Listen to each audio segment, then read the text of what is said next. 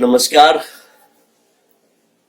I hope आप सब लोग स्वस्थ होंगे, सेहतमंद होंगे और मैं भी कोशिश कर रहा हूं कि मैं भी स्वस्थ रहूं और मेरा परिवार भी स्वस्थ रहे और हम सब लोग स्वस्थ रहें।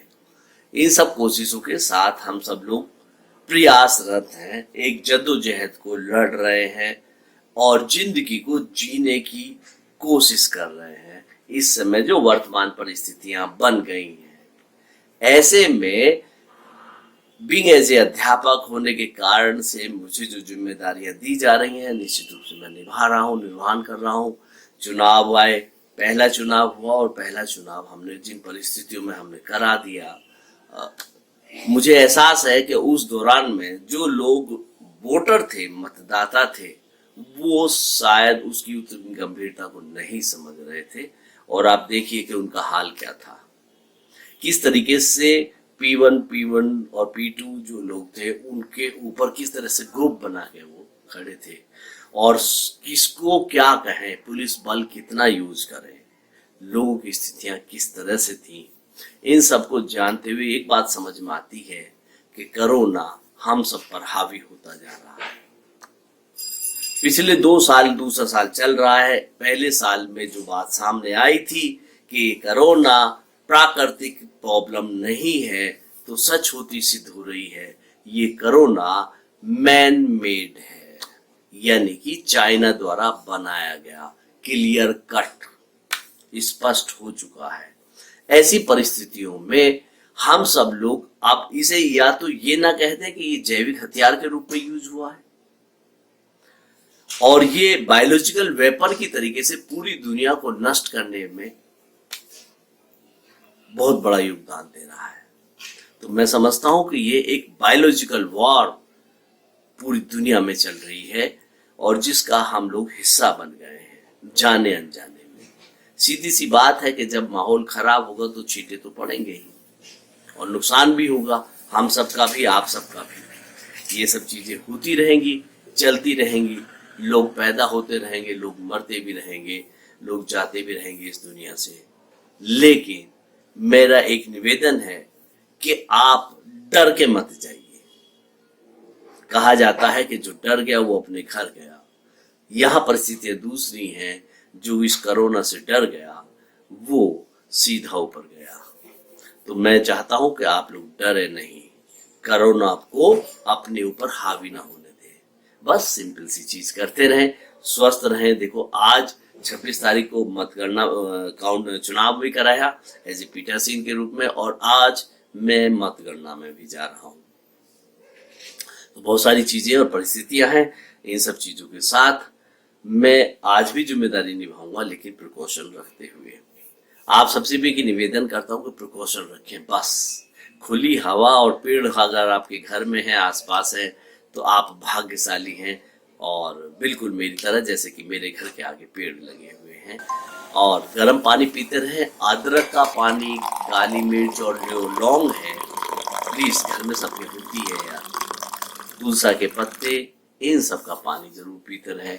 और भोपारा लेने के लिए जो गर्म पानी नाक से लेते हैं या मुंह से लेते हैं, उसके लिए एक निवेदन करूंगा कि नीम के पत्तों को पानी में डाल लें और उसका भोपारा लें, उसकी भाप लें, तो शायद आपको और इम्यूनिटी पावर को मजबूत बनने का मौका मिलेगा। एक चीज और, पेट साफ रेगुलर होता रहे तो आपकी, कहना चाहिए कि बॉडी का सिस्टम काम करता रहता है और जब बॉडी का सिस्टम काम करता रहेगा तो बाहर से आने वाला किसी भी प्रकार का जैविक हथियार का हमला आप पर उतना असर नहीं करेगा और आप अपने स्वास्थ्य को बचा पाएंगे। क्योंकि ये स्वास्थ्य और ये जीवन और ये शरीर बहुत जरूरी है आपके लिए, आपके परिवार के लिए और हम सब के लिए, इस देश के लिए, इस समाज के लिए। खांसी जो मुझे हो रही है, उस खांसी के लिए एक मैंने प्लान किया है कि ये हल्दी है,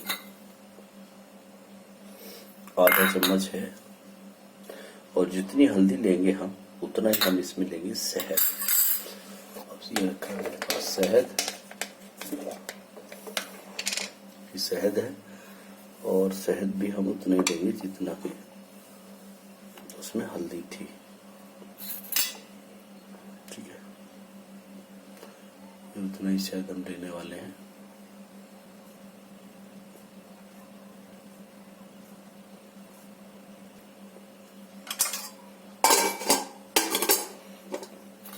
हमने आधा चम्मच हल्दी ली और ये शहद, इन दोनों को हम जो है मिला।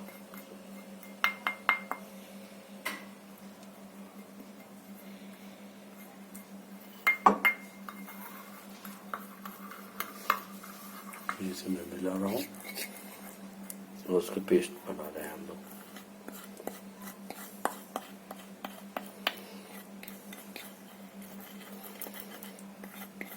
जितना हल्दी हो उतना ही इसमें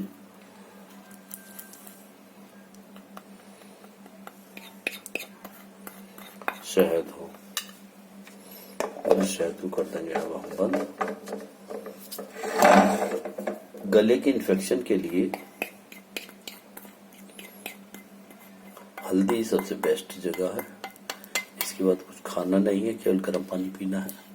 इसी हो जाने की वजह से ये जो पेस्ट मैंने बनाया है, अब मैं इसे ले लेता हूँ और इसको एक तरीके से सटक लेता हूँ।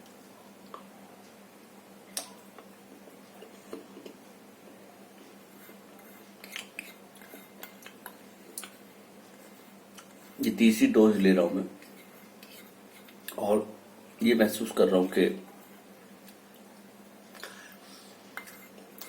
इसे खाने पे, खांसी पे बहुत फर्क पड़ा। आखिर जिम्मेदारी जो है पहले चुनाव कराने की थी और अब मतगणना की है।